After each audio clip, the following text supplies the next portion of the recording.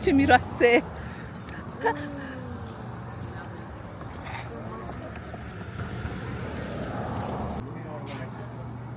For adults.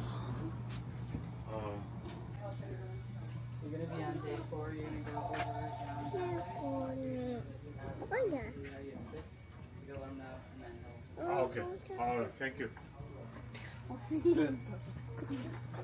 Ce? Așteptăm? Da, aici. Ah.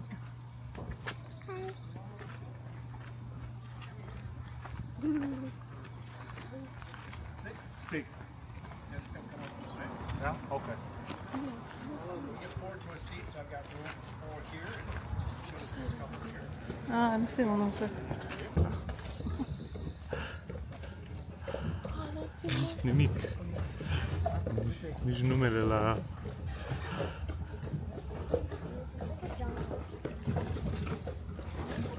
Am găsit, ce bine făcut. Filmez eu.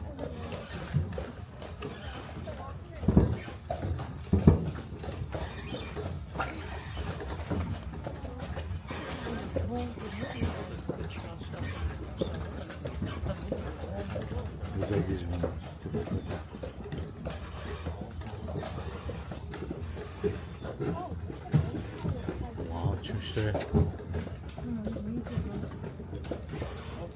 The type of rock that you see here in the canyon and throughout the Dells area is called Cambrian sandstone, and it was formed when there was a large body of water here at one time.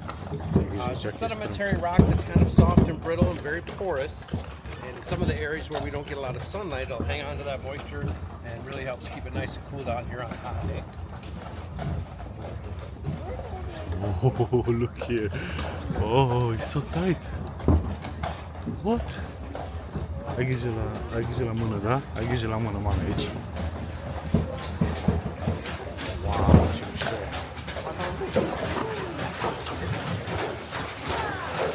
Ai grijă la mână, mami. Uite mai încoace. Wow! Oh, awesome! Oh! Mamă, ce mișto e! Ce mișto e, Mati! Dă-ți ochelarii jos să vezi mai bine. Îmi place? Uite, Mati!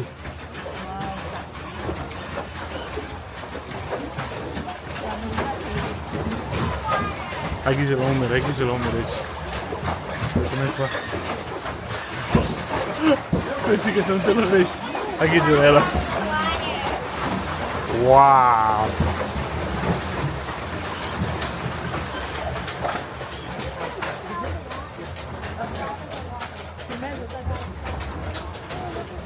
Uite-te de la lemnul ăsta! Wow!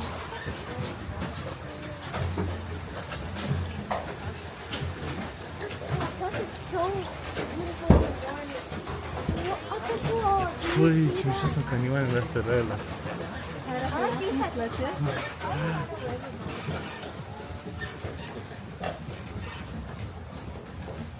Eva, îți place?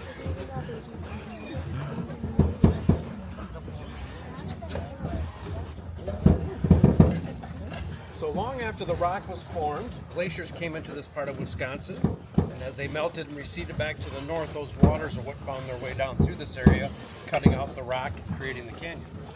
And left behind some natural rock formations, so we're going to use our imaginations right off the bat here. Our first rock formation is called the Eagle in Flight, to our left. If you follow the rock up to where it comes out to a point, that's the beak of the eagle. The head and neck go back, and then the wings go out to the side. Oh, yeah. It looks like a giant eagle carved in the rock. You see the eagle? You see it? Arată ca un vultur, uite-te, vezi capul în jumate și două aripi în stânga și în dreapta. Vezi, arată ca un vultur, uite. Două aripi și trei capăi. Da. Wow. So nice. Now, as far as real wildlife here in the canyon, we see a lot of smaller animals like woodchucks and raccoons, squirrels. We'll see some deer from time to time. They get very used to us coming through, and we can usually drive right alongside. Aici. Chiar am uitat pe asta.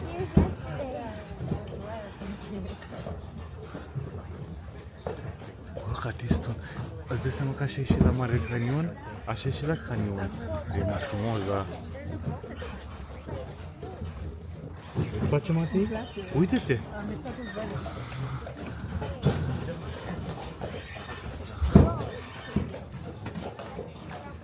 Ai grijă, mame, la umeri când treci până te lași la cap.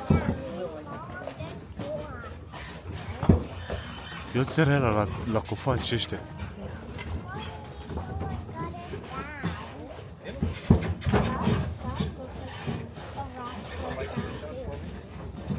Thank you.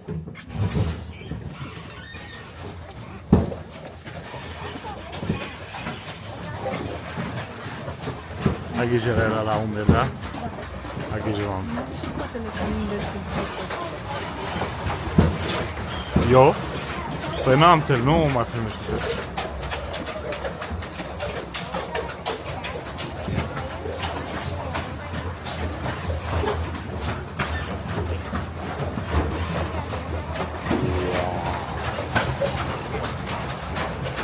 Ui! Wow! Mati! Bă, dar cum intră căruța pe aici, e incredibil! Uite ce aproape trece! Ui! Wow, ce frumos!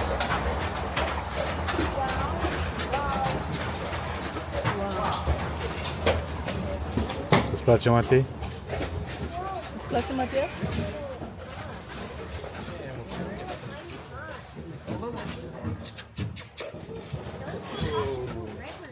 Thank you. So the canyon itself takes the shape of a Y, and we're going to go up the left branch first and turn around. We'll come back down and head up the right branch in just a little bit. Oh. Yep.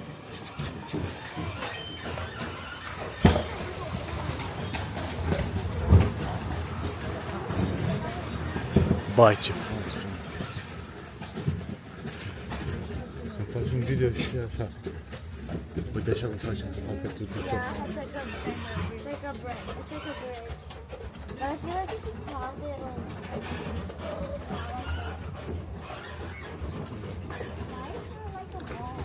Mamă, uite-te la copacul ăsta. So Lost Canyon here is the second oldest attraction in town next to the Upper Dells boat tours. They've been coming through here since the 1940s. At first it was a walking trail, and they had little wooden walkways through the narrows to keep your feet dry. And then they switched over to horses around 1956. It's always been privately owned, around 14 acres altogether, and it's always been kind of treated as a state park where everything's kept as natural as possible. Să punem aici.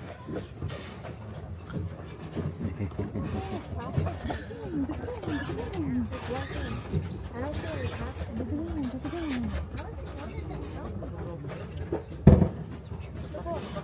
Asta nu e fața mea.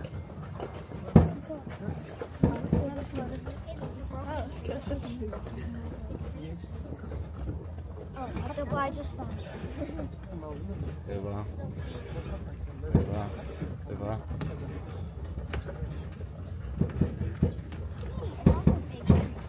Decide come questo poi sarà.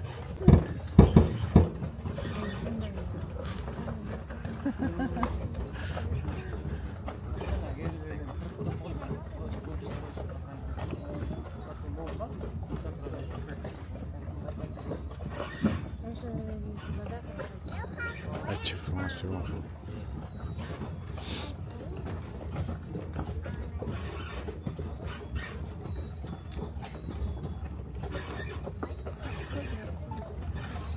Alte scări.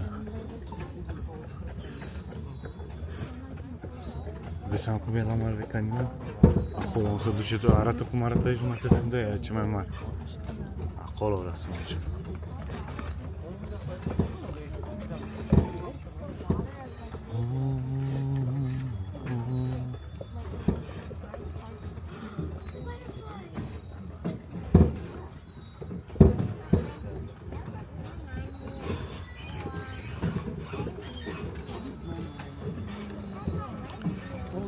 Aici trebuie să ne filmăm pe noi mai mult. Trail 12 right there leads up to the stables where the horses eat and sleep. We've got 8 teams of horses that we use during the summer. Come on, boys. Bill, stop. Give 'em.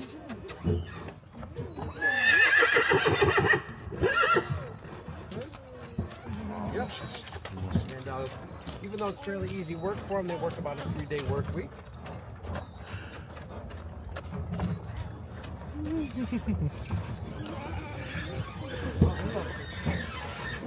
Czekaj, pomóż. This is how they're raised. They're, you know, how you have big dogs and stuff. Long shot. Jak idzie dla... Yeah. Yep. They work 3 or 4 days a week, so they've got 3 to 4 days off. Yep. Yep.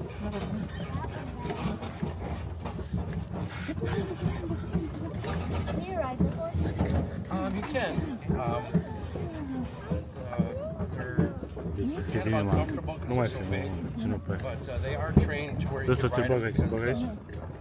so they're trained to do like farm work. So a lot of times, if they were plowing, you would use them until like 8 till noon, and then you would ride one back and drag the other one back to the barn and take another Jeszcze swing. więcej masy. When they're doing that kind of hard work, you really work them about 4 hours at a time. Down here, they're down here like 12 hours a day. But do 8 or 10 trips, they're only really working at a half-hour piece.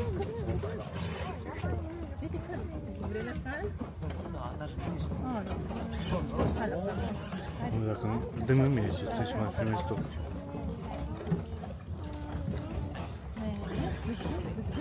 Wienia mamy, no to jest...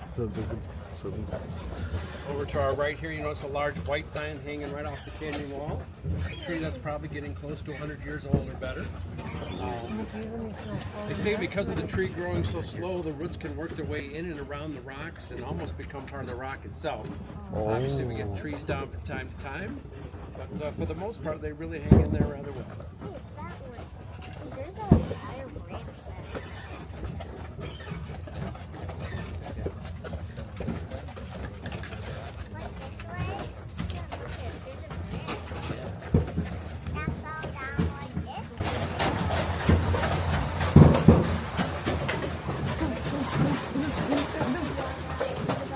Way more water. That's deep. Look at it.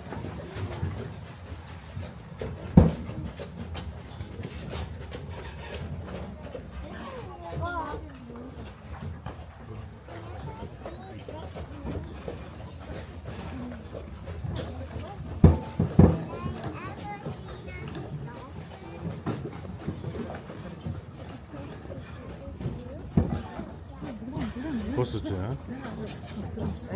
Pogryzie.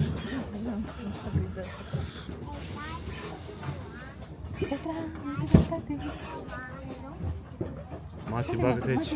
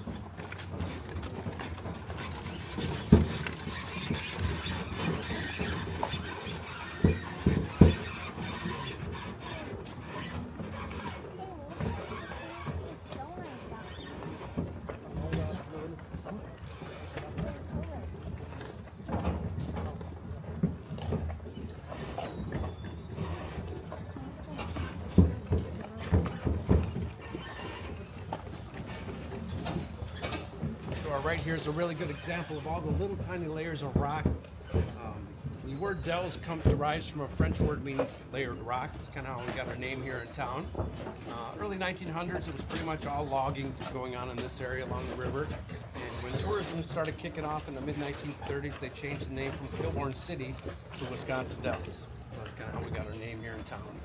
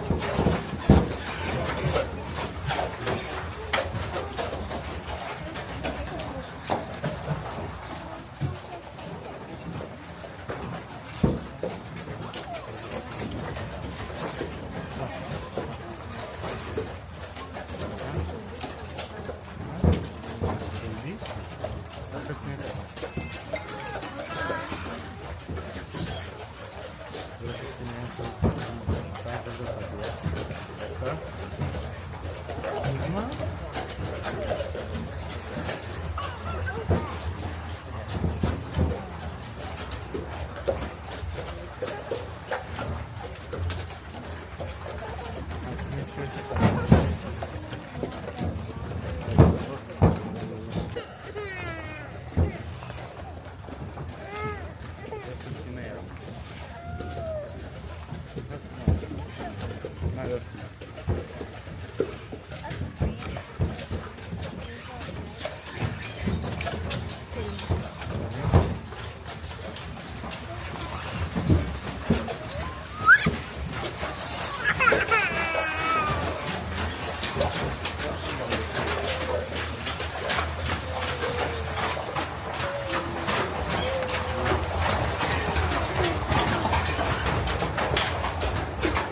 Să filmezim, bă.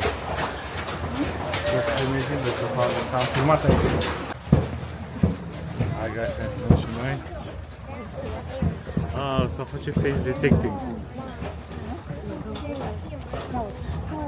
Vrei pe om? După aia vrei la urcat? Vrei la urcat?